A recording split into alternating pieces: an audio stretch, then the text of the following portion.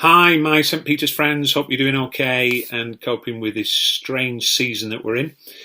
Um, in a few moments, you're going to hear a story from one of our church family, Kim Stansfield, and it's a little bit longer than normal. Sit down with a cup of coffee and enjoy as part of this series of what Jesus means to ordinary people like us. And if you've got a story or a testimony, do send it to me or Rich T. We would love to watch and see it. God bless you. Take care. Big love. Bye. Morning, church. Hope you're all well. Hope you're coping with this current crisis that we're living through at the moment. I'm going to talk to you this morning about this issue of God nudging you in directions that you don't expect, and maybe changing the course of your life, helping you when you need help most. And I've recently gone through that situation where God's nudged me. Now, I've been watching, really loving the encouraging short videos that are being produced by a number of members of the church.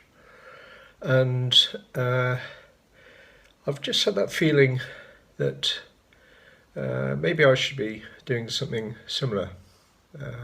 Just putting forward a quick view of how God helps me, what he means to me. And then a few weeks ago, Vicky shared some really moving testimony about her path to faith, to deep faith, including how part of that came through God appearing when she needed him. And then a few weeks later, Mark, at the end of an online meeting, asked the question, does anybody want to volunteer to share what Jesus means to them? I thought, here we are. God's just continuing to nudge me in the direction he wants me to move in. So I'm going to talk about two occasions where God nudged me. One time before I had faith in him, and one time after he had faith in him. So I'm going to go back to 1985. And now at the time, I was writing my PhD in aerospace composite materials, a highly exciting subject.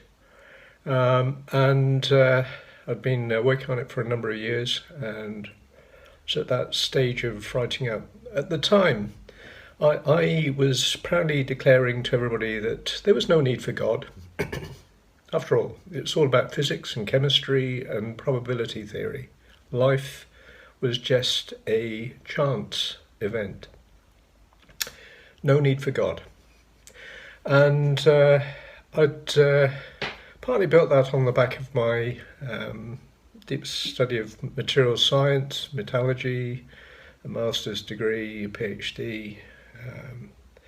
And anyway, I'd also been brought up in a household where Christianity was a religion to be suspicious of. Not rejected completely, but certainly to be suspicious of. And part of that was based on my father's experience. He'd been a tank commander in the Second World War and almost killed. Hit in the throat with shrapnel, but also had seen many of his friends killed. And I'll revert to that shortly. But then God did something interesting. He put a neighbour near us in London, and this neighbour, Molly, was one of those people who stood out. She was very caring, very considerate, always seemed to be thinking of other people first. And by chance, I then discovered she was a Christian, and little thought bubbles started to appear in my mind. I started thinking, hang on, this isn't what I thought Christianity was about. I thought Christianity was about following the rules, being seen to do the right thing when you might well being hypocritical in the background, and this lady seems to be living a life of what I subsequently realised was Jesus. And then I met some of my friends, and they are like-minded. They just seem to be very caring, great sense of humour people, totally destroying, starting to edge away maybe some of my preconceptions. So things were rolling along, and I just had these questions starting to arise in my mind. And then another big thing happened. We had our first son, our first child, at the end of 1985, very end of 1985. Then early in 1986, I made the big mistake that some atheists in the past had done, which is I asked a question in my head, nowhere else, just in my head. I asked the question, what's the best thing in the world I can do for my newly born son? What is the very best thing in the world I can do? I had no time to think about it. I had no time to rationalise or to do any kind of further thinking, because two words came into my mind immediately. Those two words were, follow Jesus. Now, I was a bit shocked. I was working in a lab, and the lab was populated with people who just loved the opportunity to have a good go at people. And it was quite an enjoyable, banter-filled environment. And so I realised I had to make my way into that environment and share my newfound faith, which did prove to be quite boisterous, quite noisy, quite a few arguments. But actually, my friendships with those people deepened. That was my view at the end of it all. That I had a deeper relationship with them than I had before, which again was surprising. And then I had to show my parents, and my dad shared. Both he and my mum were pleased to hear become a Christian, but my father shared that he could only see Jesus as a good man. He could not accept him as God, because how could a caring, loving God watch all of his friends be killed? And he had good reason to wonder how a loving God could be there alongside him. So it was a tough period, but some good things started to appear. So I now move forward to 2000, in fact, October the 1st, 2000. And just to say, my mother had passed away at the beginning of, in fact, at the end of February in 2000. My dad had now been in hospital for a week up at Ronkswood in a coma. And he'd had pneumonia. And it had practically knocked him out. He was motionless, unconscious, deep coma. And I started getting this nudge. And the nudge consisted of God seeming to say to me, I want you to go and talk to this unconscious, unmoving man. And cut a long story short, I got that feeling, and on 1st of October I go to the church service.